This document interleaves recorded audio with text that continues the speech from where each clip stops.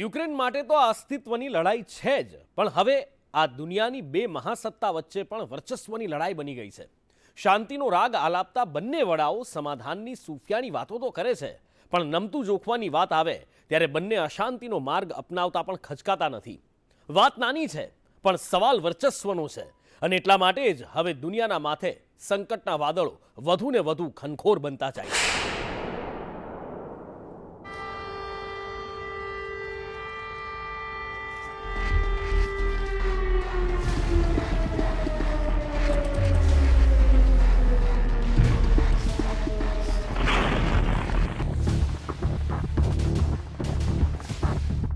બેરેકમાંથી નીકળી પુતિનની પલટન.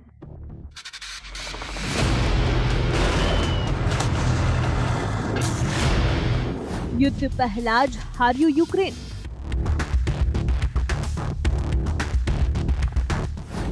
સેનાને પુતિનનો final order.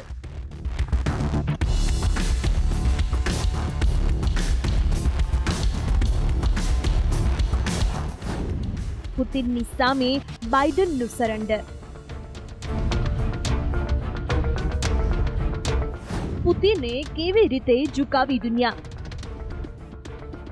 રશિયાની સેના યુક્રેનને ત્રણેય તરફથી ઘેરીને માત્ર ઊભી નથી, પરંતુ હવે ધીરે ધીરે આગળ પણ વધી રહી છે. અત્યાર સુધી એવું માનવામાં આવતું હતું કે બેલારુસની ધરતી પર ઘાતક યુદ્ધાભ્યાસ બાદ રશિયાની સેના પોતાના દેશ પરત ફરી જશે, પરંતુ હવે બંને દેશોની સેનાએ મેદાનમાં જ ઊભા રહેવાનો નિર્ણય કરી લીધો છે. America, Britain, Germany, France, Italy સહિતના દેશોએ પુતિનને સાણસામાં લેવાની કોશિશ કરી કે પુતિન પોતાની સેનાને યુક્રેન બોર્ડરથી પરત બોલાવી લે, પરંતુ કોઈ પણ દબાણ કામ ન આવ્યા, અને હવે પ્રેશર કરનારા દેશો જ પ્રેશરમાં આવી ગયા છે. યુક્રેન સંકટ વચ્ચે હવે અમેરિકા અને રશિયા સામસામે આવી ગયા છે. એક તરફ રશિયન સેનાના ટ્રક યુક્રેન તરફ કૂચ કરવાના સમાચાર છે. મીડિયા રિપોર્ટ મુજબ રશિયન સેનાના 100થી વધુ ટ્રકોનો કાફલો યુક્રેનની સરહદ તરફ જતો દેખાઈ રહ્યો હતો. બેલ્ગોરોડ વિસ્તારમાં રશિયન સેનાનો કાફલો યુક્રેનની સરહદ તરફ જતો જોવા મળ્યો હતો. તો બીજી તરફ રાષ્ટ્રપતિ બાઇડને સ્પષ્ટતા કરતા કહ્યું કે તેઓ નાટો બાલ્ટિક દેશોની મદદ માટે સેના મોકલી રહ્યા છે. ટૂંકમાં કહીએ તો હવે યુક્રેનને લઈને વિશ્વની બે શક્તિશાળી સત્તા સામસામે આવી ગઈ છે, અને આ સંકટનું કારણ માત્ર એક જ છે કે અમેરિકા યુક્રેનને નાટો દેશમાં શામેલ કરવા માંગે છે, તો રશિયા યુક્રેનને નાટો સંગઠનથી દૂર રાખવાનો પ્રયાસ કરે છે. એટલે સમજવું એ પણ જરૂરી છે કે આખરે આ નાટો સંગઠન છે શું. નાટો બાલ્ટિક દેશો એવા દેશો છે જેના પર એક સમયે મોસ્કોનું શાસન હતું. નાટો બાલ્ટિક દેશોમાં એસ્ટોનિયન, લાત્વિયન અને લિથુનિયનનો સમાવેશ થાય છે. આ દેશો 2004થી નાટો અને યુરોપિયન યુનિયનનો ભાગ છે, અને હવે વધુ એક દેશ રશિયાથી અલગ થઈને નાટોમાં સામેલ થવા જઈ રહ્યો છે, અને તેને જ લઈને છેલ્લા કેટલાક મહિનાઓથી યુક્રેનમાં યુદ્ધ જેવી સ્થિતિ સર્જાઈ છે, અને હવે આ સ્થિતિ ત્રીજી વિશ્વયુદ્ધની શરૂઆતના તબક્કામાં પહોંચી ગઈ છે, કેમ કે હવે પુતિને પોતાના પ્લાનનો અમલ શરૂ કરી દીધો છે. સૌપ્રથમ યુક્રેનના 3 ભાગ કરીને પુતિને લુહાન્સ્ક અને ડોનેટ્સ્કને સ્વતંત્ર દેશનો દરજ્જો આપી દીધો, અને હવે એ વિસ્તારોમાં પોતાના સૈનિકોની તૈનાતી શરૂ કરી દીધી છે, જેને પુતિન શાંતિ રક્ષક તરીકે ઓળખાવી રહ્યા છે. બસ ત્યારબાદથી જ સ્થિતિ વધુ વણસી છે. યુક્રેનના રાષ્ટ્રપતિ વ્લાદિમીર ઝેલેન્સ્કીનું કહેવું છે કે તે રશિયાના કોઈ પણ આદેશોને નહીં માને, અને ત્યારબાદ યુક્રેનમાં રહેતા રશિયન સમર્થિત અલગાવવાદીઓ અને યુક્રેન સૈનિકો વચ્ચે ઘર્ષણ શરૂ થઈ ગયું છે. છેલ્લા 24 કલાકથી પૂર્વ યુક્રેનમાં ગોળીબાર થઈ રહ્યો છે, અને આ ઘર્ષણમાં હવે લોહીની નદીઓ વહેવાની શરૂઆત થઈ ગઈ છે.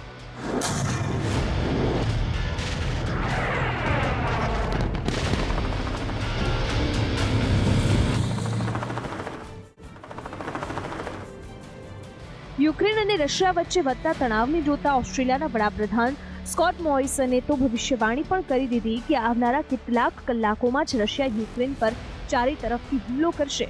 જોકે આ વાતની શક્યતા પણ પૂરેપૂરી છે, કેમ કે યુક્રેન સરહદ પર હાલમાં રશિયાના 1,90,000 જેટલા સૈનિકો તૈનાત છે.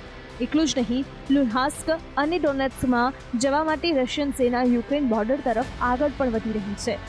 એવામાં જો રશિયન સૈનિકોને આગળ વધતી રોકવાનો પ્રયાસ કરવામાં આવે તો હુમલો થવો સ્વાભાવિક છે. મહત્વનું છે કે રશિયન સાંસદોએ મંગળવારે જ રશિયાના રાષ્ટ્રપતિ વ્લાદિમીર પુતિનને દેશની બહાર લશ્કરી બળનો ઉપયોગ કરવાની મંજૂરી આપી દીધી છે.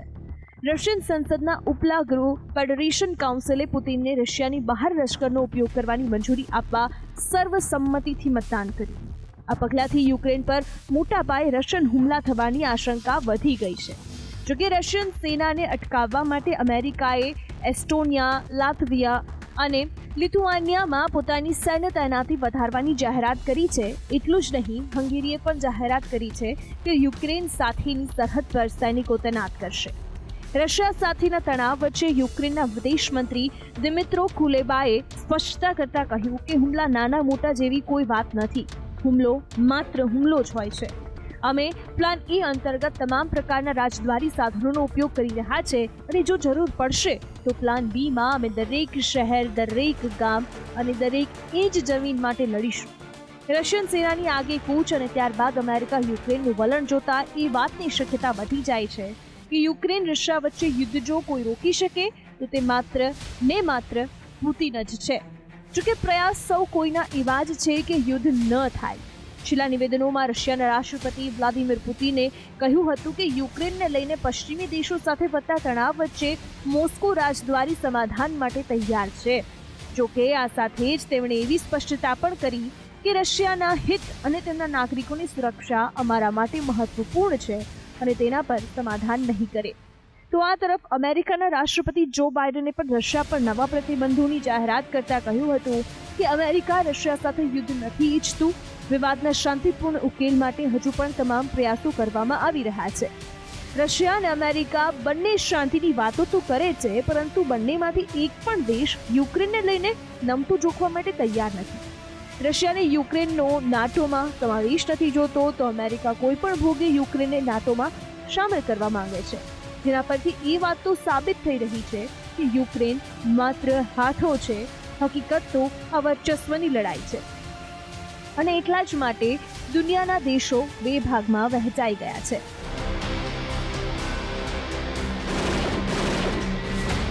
યુક્રેન સંકટને લઈને બે ભાગમાં વહેંચાઈ ગયેલા દેશો હવે રશિયાની સામે નવા પ્રતિબંધોની જાહેરાત કરવા લાગ્યા છે.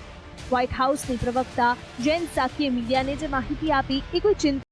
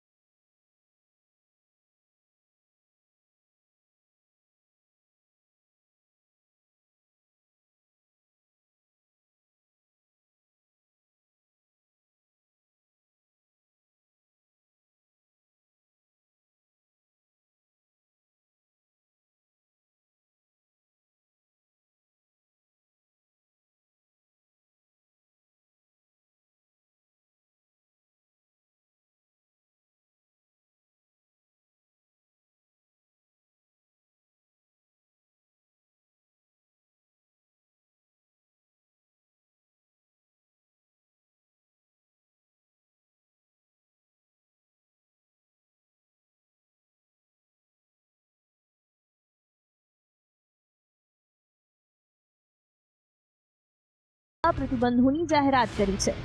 બ્રિટનના વડાપ્રધાન બોરિસ જોન્સને 5 રશિયન બેંકો અને 3 અબજોપતિઓ સામે પ્રતિબંધોની જાહેરાત કરી છે. જે બેંકો પર પ્રતિબંધો લગાવાયા છે તેમાં Rossiya, IS bank, general bank, Promsvyaz bank અને બ્લેક સી બેંકનો સમાવેશ થાય છે. સાથે જ અબજોપતિ કેનાડી ટિમચેન્કો, બોરિસ રોટેનબર્ગ અને ઇગોર રોટેનબર્ગની બ્રિટનમાં સંપત્તિ જપ્ત કરવાનો પણ આદેશ આપ્યો છે અને તેમને બ્રિટન આવતા અટકાવવામાં આવશે. જોન્સનની જાહેરાત બાદ કેટલાક સાંસદોએ કહ્યું કે આ પ્રતિબંધો પૂરતા નથી. જેના જવાબમાં જોન્સને કહ્યું કે જો સ્થિતિ વધુ બગડશે તો નવા નિયંત્રણો પણ લાદવામાં આવી શકે છે. અમેરિકા અને બ્રિટન બાદ જાપાને પણ રશિયા પર પ્રતિબંધો લગાવ્યા. જાપાનમાં હવે રશિયન સરકારના નવા બોન્ડ જાહેર નહીં થઈ શકે અને ના તો તેનું વિતરણ કરવામાં આવશે. આ સાથે જાપાન નવા દેશ તરીકે ઓળખાતા વિસ્તારના લોકોને વિઝા નહીં આપે. જાપાનમાં રહેતા રશિયન લોકોના સ્થળો પણ જપ્ત કરવામાં આવશે અને બંને વિસ્તારો સાથે કોઈ પણ પ્રકારના વેપાર પર પણ પ્રતિબંધ લગાવાયો છે. આ ઉપરાંત ઓસ્ટ્રેલિયાએ પણ રશિયા પર પ્રતિબંધો લગાવ્યા છે. ઓસ્ટ્રેલિયાના પીએમ સ્કોટ મોરિસને કહ્યું કે અમે પહેલાથી જ રશિયન ફેડરેશનની સુરક્ષા પરિષદના 8 સભ્યોની મુસાફરી અને નાણાકીય વ્યવહારો પર પ્રતિબંધ લગાવી દીધો છે. મહત્વનું છે કે અત્યાર સુધી જર્મનીની સ્થિતિ બહુ સ્પષ્ટ નહોતી. જોકે હવે જર્મનીએ પણ મોસ્કોના નિર્ણયનો વિરોધ કરતા natural gas pipeline project Nord stream 2 પર પ્રતિબંધ લગાવવાની જાહેરાત કરી. રશિયા પર વધતા પ્રતિબંધની વચ્ચે મિત્ર ચીન પુતિનના સમર્થનમાં કૂદી પડ્યું અને રશિયા પર પ્રતિબંધો લાદવા મુદ્દે કહ્યું કે પ્રતિબંધો લગાવવાથી સમસ્યાનો ઉકેલ નહીં આવે. રશિયા યુક્રેન તણાવ વાતચીત દ્વારા દૂર કરવાનો પ્રયાસ કરવો જોઈએ, પરંતુ જો વાતોથી જ સમાધાન થઈ શકતું હોય તો આટલી વિષમ પરિસ્થિતિ ક્યારેય બની જ ન હોત.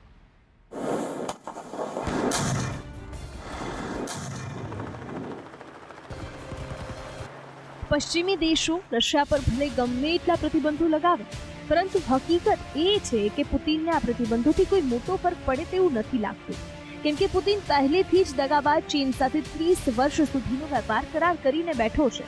થોડા દિવસો પહેલા ચીનના પ્રવાસે ગયેલા પુતિને ચીન સાથે કરાર કર્યો હતો, જે અંતર્ગત રશિયા આગામી 30 વર્ષ સુધી ચીનને ગેસ આપશે. આ કરાર હેઠળ રશિયન સમર્થિત ઓઇલ કોર્પોરેશન ગેઝપ્રોમે ચીનની કંપની CNPCને દર વર્ષે 10 million cubic metre gas supply કરવા માટે સંમત થઈ હતી. રશિયાના નિષ્ણાંતોનું કહેવું છે કે આ ડીલ પુતિન અને રશિયા માટે ઘણી મદદગાર સાબિત થશે. પુતિન તમામ તૈયારી પૂર્ણ કરીને બેઠો છે. સેનાથી લઈને આર્થિક સંકટનો પ્લાન પુતિને પહેલેથી જ કરી લીધો છે. ત્યારે જો યુક્રેન રશિયા વચ્ચે યુદ્ધ થયું તો રશિયા કરતાં વધુ નુકસાન અન્ય દેશોને ભોગવવાનો વારો આવશે. બ્યુરો રિપોર્ટ, સંદેશ ન્યૂઝ. વિશ્વની બે મહાસત્તા અમેરિકા અને રશિયા વચ્ચે દાયકાઓથી ઘર્ષણ ચાલી રહ્યું છે અને હવે યુક્રેન આ બંને દેશ વચ્ચેના કોલ્ડ વોરનું ભોગ બની રહ્યું છે. અગાઉ પણ મહાસત્તા વચ્ચે ચાલતી કટુતાને લીધે વિશ્વના અનેક દેશો ભોગ બની ચૂક્યા છે અથવા તો તેમની વચ્ચે પીસાઈ ચૂક્યા છે. કેટલાક દેશો યુદ્ધનો અખાડો બની ગયા તો કેટલાક દેશ વચ્ચે નવી સરહદો ખેંચાઈ ગઈ અને આવું જ અત્યારે પણ થઈ રહ્યું છે. પણ આ બધાની વચ્ચે સૌથી ચિંતાજનક સ્થિતિ એ છે કે રશિયા યુક્રેન વચ્ચે યુદ્ધ થાય કે નહીં, પણ જો આવો જ માહોલ રહ્યો તો બીજા વિશ્વયુદ્ધની જેમ અત્યારે પણ કેટલાય દેશોના અસ્તિત્વ પર જોખમ ઊભું થશે.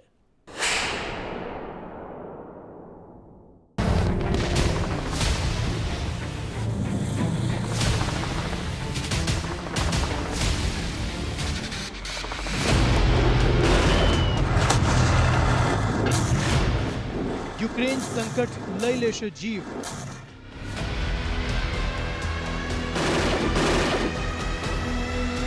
યુદ્ધ થાય કે ન થાય, મોત નક્કી છે. વિશ્વના અનેક દેશોને મોંઘવારી મારી નાખશે. બારૂદથી નહીં તો ભૂખ મરાથી મરશે માનવી. રશિયા અને યુક્રેન વચ્ચે યુદ્ધ થાય કે ન થાય, પરંતુ જો સ્થિતિ આવી જ રહી તો દુનિયાને મોંઘવારીના મુખમાં જતા કોઈ રોકી નહીં શકે. મીડિયા રિપોર્ટ્સ અને બાઇડનના દાવા મુજબ રશિયાએ યુક્રેન પર હુમલો કરવાની શરૂઆત કરી દીધી છે. ત્યારે જો હવે આ બંને દેશ વચ્ચે યુદ્ધ થાય અને વિવાદ વધે તો તેની ગ્લોબલ માર્કેટ પર મોટા પ્રમાણમાં ખરાબ અસર જોવા મળી શકે છે. નિષ્ણાતોનો દાવો છે કે જો રશિયા આક્રમણ કરશે તો દુનિયાના ઘણા દેશોની અર્થવ્યવસ્થા પર માઠી અસર થઈ શકે છે. ખાસ કરીને કોમોડિટી માર્કેટ પર આ યુદ્ધની વધારે ખરાબ અસર થવાની શક્યતાઓ છે. યુક્રેન રશિયા યુદ્ધથી ક્રૂડ ઓઇલની કિંમતમાં પણ વધારો થશે. યુરોપમાં નેચરલ ગેસ અને ઇલેક્ટ્રિસિટીના ભાવ પહેલેથી જ 10% જેટલા વધી ગયા છે. બેઝ મેટલની કિંમતમાં પણ વધારો થવાની પૂરેપૂરી શક્યતાઓ છે. એટલું જ નહીં, રશિયા દુનિયામાં સૌથી વધારે ઘઉંની નિકાસ કરે છે. ઇજિપ્ત, તુર્કી અને બાંગ્લાદેશ તેમની જરૂરિયાતના 50% કરતાં વધારે ઘઉં રશિયાથી આયાત કરે છે. એવી પરિસ્થિતિમાં જો આ યુદ્ધના બ્યુગલ ફૂંકાયા તો દુનિયાના કેટલાક દેશો મોંઘવારીના ખપ્પરમાં હોમાઈ જશે અને તેમાં ભારત પણ બાકાત નહીં રહે. યુક્રેન રશિયા યુદ્ધથી ભારતને કેવું અને કેટલું નુકસાન થશે તેની વાત કરતા પહેલા એક નજર કરીએ કે વૈશ્વિક પ્રોડક્શનમાં રશિયાનો કેટલો ફાળો છે. મીડિયા રિપોર્ટ્સ મુજબ ગ્લોબલ પ્રોડક્શનમાં રશિયાના પેલેડિયમ પ્રોડક્શનમાં 45.6% ભાગીદારી છે, જ્યારે પ્લેટિનિયમમાં 15.1%, સોનામાં 9.2%, ચાંદીમાં 2.6%, ઓઇલમાં 8.4%, ગેસમાં 6.2%, નિકલમાં 5.3%, ઘઉંમાં 5%, એલ્યુમિનિયમમાં 4.2%, કોલસામાં 3.5% અને કોપરમાં 3.3% ફાળો છે. આ યુદ્ધની સૌથી ખરાબ અસર ગ્લોબલ ઇકોનોમી પર થઈ રહી છે, જે કોવિડ મહામારીના કારણે પહેલેથી જ ખરાબ છે. ભારતને પણ આ યુદ્ધ સંકટથી અળગું રાખી શકાય તેમ નથી. રશિયા યુક્રેન યુદ્ધની અસર ભારતની આયાત નિકાસ પર થઈ શકે છે. રશિયા યુક્રેન યુદ્ધથી ભારતને શું અસર થશે તેની જો વાત કરીએ તો ભારતને રાજકીય અને આર્થિક બંને રીતે નુકસાન થશે. ભારત ક્રૂડ ઓઇલ માટે આયાત પર જ નિર્ભર છે. મોંઘું ક્રૂડ ઓઇલ ભારતનું આયાત બિલ વધારશે. સાથે જ વિદેશી મુદ્રા ભંડારમાં ઘટાડો આવશે. એટલું જ નહીં, જો ક્રૂડ ઓઇલના ભાવ વધશે તો દેશમાં પેટ્રોલ અને ડીઝલના ભાવ પણ આસમાને પહોંચશે, જેને પગલે ટ્રાન્સપોર્ટેશન મોંઘું થશે. સાથે જ ખાણીપીણીની ચીજ વસ્તુઓ મોંઘી થશે. તો એલ્યુમિનિયમ અને તાંબાના ભાવમાં વધારો થતા વાહનો, મોબાઈલ, ટેબ્લેટના ભાવ પણ વધશે. સાથે જ અત્યારે સૌથી મોટો પડકાર યુક્રેનમાં ફસાયેલા ભારતીય વિદ્યાર્થીઓને દેશ પરત લાવવાનો રહેશે. ટૂંકમાં કહીએ તો રશિયા યુક્રેન વચ્ચે જો યુદ્ધ થયું તો પેટ્રોલ અને ડીઝલ જ નહીં, રોટલી પણ મોંઘી થશે. આંતરરાષ્ટ્રીય સુરક્ષાની જો વાત કરીએ તો ભારત ખુદ દેશદ્રોહી દુશ્મન દેશોથી ઘેરાયેલો છે. એક તરફ નાપાક ઇરાદાઓ ધરાવતું પાકિસ્તાન છે અને બીજી તરફ કપટી ચીન છે. તો નેપાળ સાથે પણ કેટલાક મુદ્દાઓ પર હાલ વિવાદ ચાલી રહ્યો છે. ખાસ કરીને લદ્દાખ અને કાશ્મીર ભારતના સૌથી સંવેદનશીલ વિસ્તારો છે, જ્યાં પાકિસ્તાન, ચીન જેવા દેશો પોતાનો પાપી ડોળો રાખીને બેઠા છે. આવી સ્થિતિમાં જો ભારત અમેરિકા સમર્થિત યુક્રેન અને રશિયામાંથી કોઈ એકને નારાજ કરે છે તો ચીનને રાજદ્વારી સ્તરે તેનો ફાયદો થઈ શકે છે. આવી સ્થિતિમાં ભારત પોતાના સિદ્ધાંતોને વળગી રહેવા માંગે છે. જોકે હાલમાં ભારતની સૌથી મોટી ચિંતા યુક્રેનમાં રહેતા ભારતીયોના વહેલા પરત લાવવાની છે. કારણ કે જો યુદ્ધ થશે તો તેને બચાવવા મુશ્કેલ અને પડકારજનક રહેશે અને ભારત અત્યારે તેને જ પ્રાથમિકતા આપી રહ્યું છે. યુક્રેનથી આશરે 242 યાત્રીઓને લઈ એર ઇન્ડિયાનું પહેલું વિશેષ વિમાન રાજધાની દિલ્હી પહોંચ્યું. વિમાનમાંથી ઉતર્યા બાદ વિદ્યાર્થીઓ અને તેમના વાલીઓએ રાહતનો શ્વાસ લીધો હતો. वहाँ का माहौल जो एकदम स्पॉन्टेनियसली चेंज हुआ है, उसको देखते हुए जैसे ज़्यादा तो कुछ हुआ नहीं था. अभी तो पीसफुल है, पर जो कह रहे हैं, जो बातचीत हो रही है, तो आने वाला टाइम जैसे पीसफुल नहीं रह सकता, तो उसके लिए हम आए हैं. पेरेंट्स काफ़ी टेंशन में थे, काफ़ी बोल रहे थे कि जल्दी से जल्दी आओ, जितना जल्दी हो सकता है. बेसिकली इतनी बात है नहीं, बट हाइपअप हो चुकी है, तो पेरेंट्स काफ़ी स्ट्रेस थे, तो आना पड़ा. યુક્રેન રશિયા વચ્ચે યુદ્ધ શરૂ થશે તેવી શક્યતા વચ્ચે યુક્રેનમાં ફસાયેલા ભારતીય નાગરિકોએ નીકળવાનું શરૂ કરી દીધું છે. યુક્રેન અને તેની સરહદીય વિસ્તારમાં 20,000થી વધુ ભારતીયો રહે છે, જેને પરત લાવવાના સરકારે પ્રયાસો પણ શરૂ કરી દીધા છે. એક વિમાન તો પહોંચી ગયું છે. આ સિવાય અન્ય 4 ફ્લાઇટ્સ ઓપરેટ કરાશે. એક એડવાઇઝરી જારી કરીને ભારતીય દૂતાવાસે કહ્યું કે કીવથી દિલ્હી સુધીની 4 ફ્લાઇટ્સ 25 ફેબ્રુઆરી, 27 ફેબ્રુઆરી અને 6 માર્ચ 2022ના રોજ ઓપરેટ થશે. ત્યારે આશા એ જ રાખીએ કે યુક્રેન સંકટ ભારત માટે વધારે સંકટ ન બને. બ્યુરો રિપોર્ટ, સંદેશ ન્યૂઝ.